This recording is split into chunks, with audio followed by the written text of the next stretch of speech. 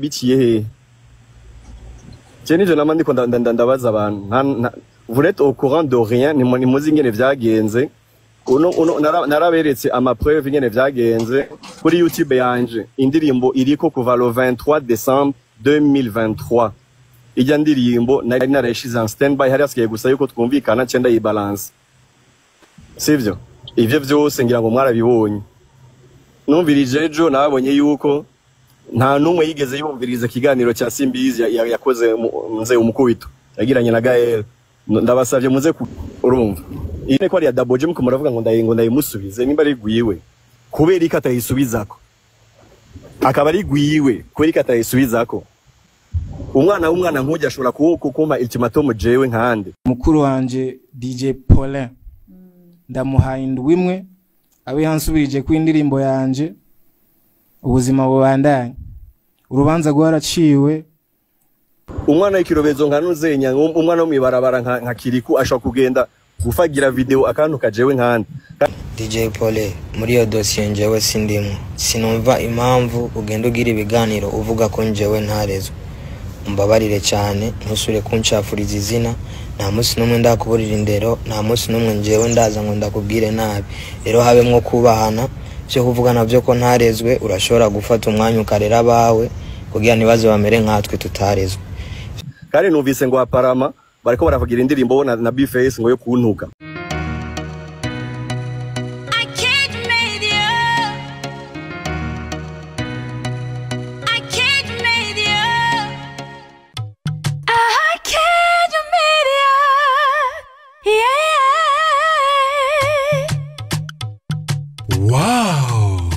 iraruhura itanga amahoro itanga umunezero Akejo Media.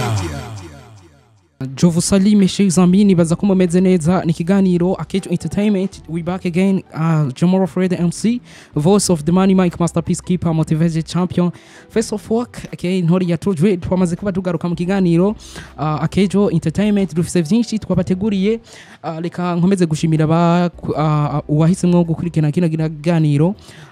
Ni teka ridasanzwe kuba dufise abantu badukurikirana, urumva ko ari ibintu biryoshye cyane. So dufise amakuru menshi ariko agenda avugwa muri entertainment y'u Burundi, neza na neza hari byinshi biriko bigenda bivugwa neza na neza ku DJ Paulin hamwe na Double J hamwe n'uwari ahoze muri label ya Crystal Production.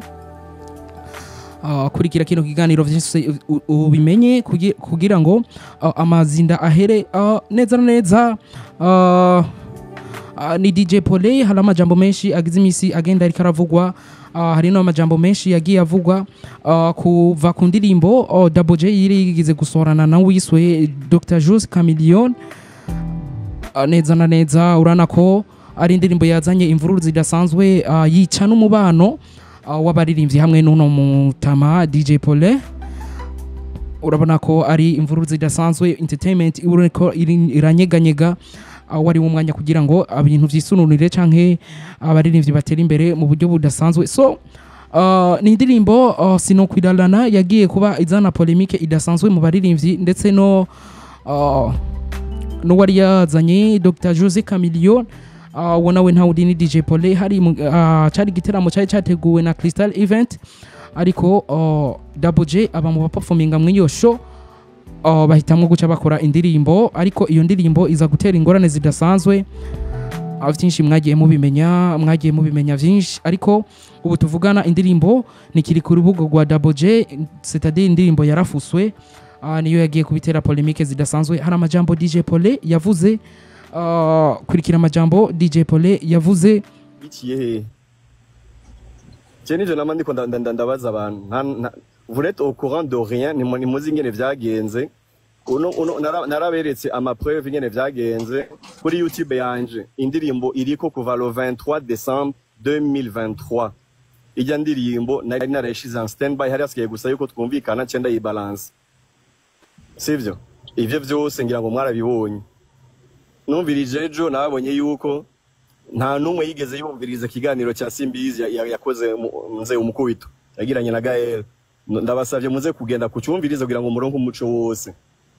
Je nta ma interview nkigira nta biganiro nkigira nabihevye Chris MB twarahagaritse contrat juste kubera ubwo bujyaje bw'abartiste ivyo nakoze Imana nibizo binshimira izobinshimira nta mu artiste numwe ndindire kwa nshimira jewe sivyo donc nizere yuko ndi clair abo biciye benshi ivyo bintu vy'imiziki nta mahera vyahora binyinjiriza je nifitiye boîte zanje zinyinjiriza amahera yanje ijya miziki yabo nta mahera nataruje yahora yinjiriza donc sur ce biciye benshi biciye abo nahora mfasha kuko nubu tous les mardis muzobaze imbere ya biro yanje abahuzi y'abartiste ubunye nta numwe nabwiye n'abasiti sinkeneye kubona umuntu numwe imbere ya biro yanje urumva ine ko ari ya Double J muko muravuga ngo ndayimusubize nimba ari gwiwe kubera ikatayisubizako akaba ari gwiwe kubera ikatayisubizako nabonye muko muramuvugira cyane gose mwese muri benshi mumuvugira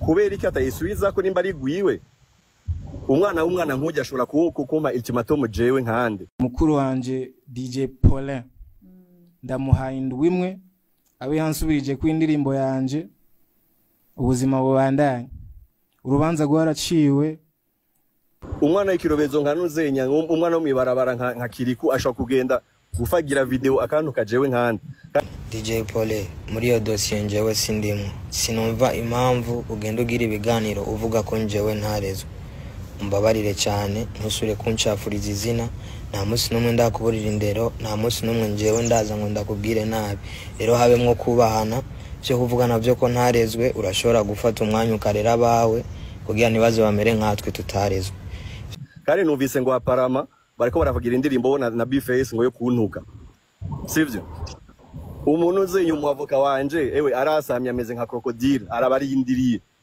nijo gutuma ubona atana interview ntana kimwe nigeze mvuga jewe sivyo mugabo quand c'est trop Jeff c'est 45 ans sivyo fisa abana babaruta bajya bose jewe singiye gukwegana n'abajya abana ndafise ndozenya abanserukira ncage naravuze yuko nzokwitwarira ndavuga ni bakameme bababarire bareke sivyo ntibazi ivyo barimo mugabo urabona ko abibandanije kandi none ibe Bface ibe ba Double J nta success nimwe bagifise uzora niwe ati bajya abantu bose bashaka kugendera bashaka kumenyekana bose baca bavuga izina ryanje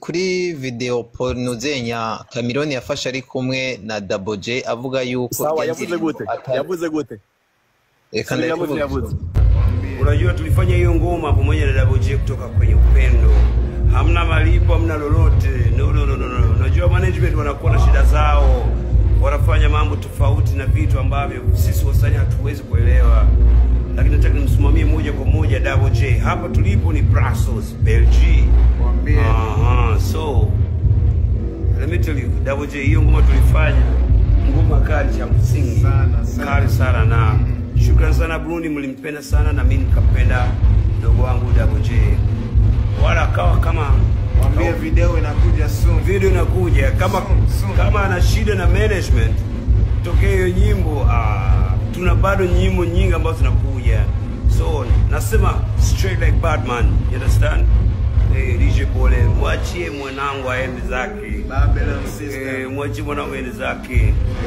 hamna malipo pale ile tulifanya kwa jinsi ya upendo usimlazimishe come on I love you Burundi and the video is okay ikindi nashaka ndakubaze uno munsi ko bafise ubushobozi kabaka baramenyanye arabajama kubera iki atagenda ngo bagirane nindi ndirimbo yabo iruta nijya anya ivyo ko tuzi ko bagiranye contrat yo kumuzana Cameron yarazi manager yo kuri eske iyo contrat yindi yo baragiye gukora n'undi muntu atari manager yo kuri bigenze gute cyo cyari kibazo gihari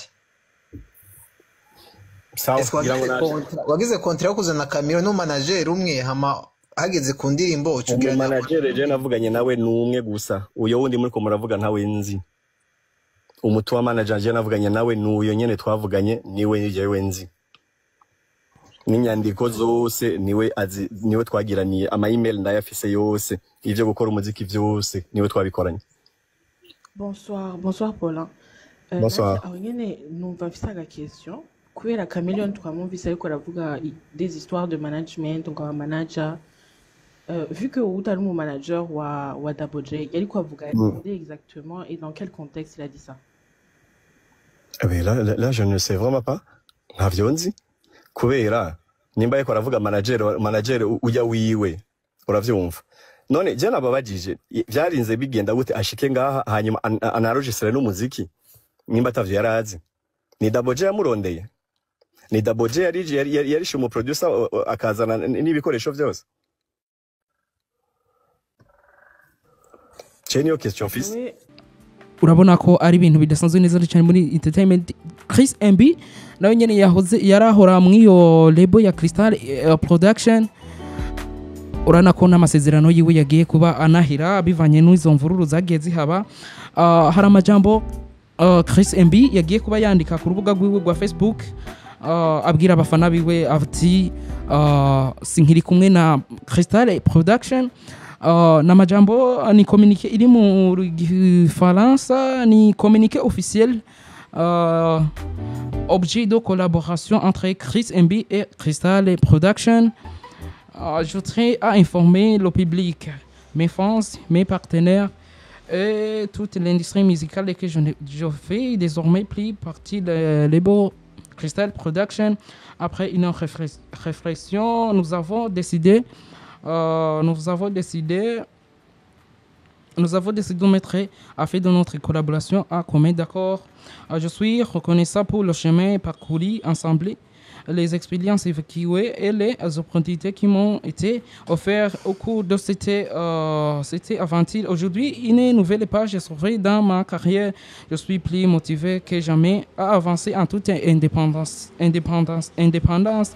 À partir de maintenant, toutes les demandes professionnelles, collaboration ou propositions d'affaires me concernant doivent impérativement passer par toi. Ayo n'amajambo ahejeje kwandikwa n'uwiswe Chris MB yahoze ari muri Crystal Production. Urabona ko ari imvururu zidasanzwe.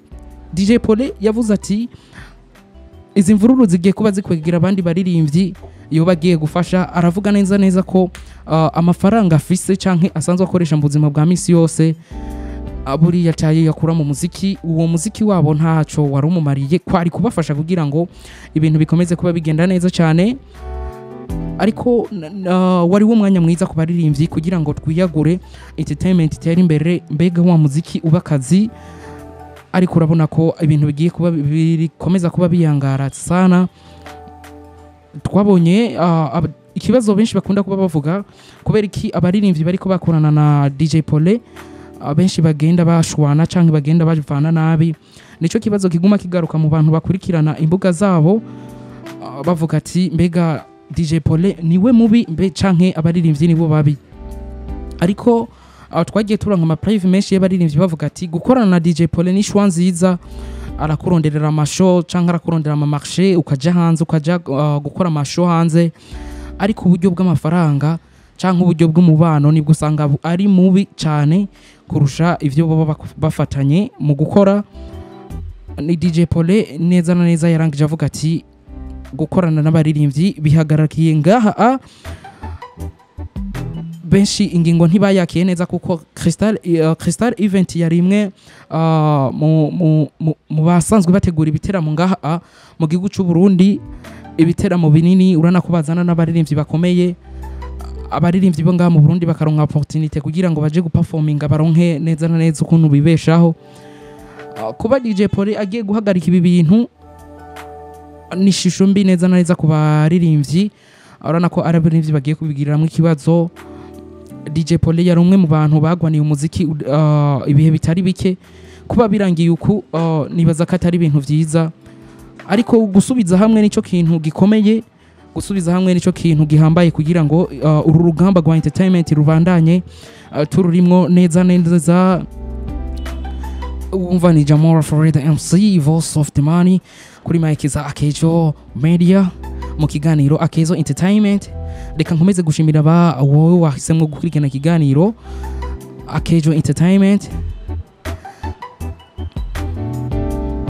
Ani iteka ridasanzwe kubagira, urumva ko agira amakuru adasanzwe neza na neza. Byinshi muzogenda mubimenyeshwa, ikizohinduka muzogenda mubimenyesha. It was Jamoro Fred the MC, voice of the money on mic. Akejo Media anishwa nziza kuko nta handi uzosanga amakuru nkaya atohojwe canke yizewe atari kuri Akejo Media, cyane cyane mu kiganiro Akejo Entertainment. Reka ndabashimire mwe mwahize mu gukurikirana kino kinagene cy'uno munsi. Tuze dusubira umunsi nk'ubu. Asante sana.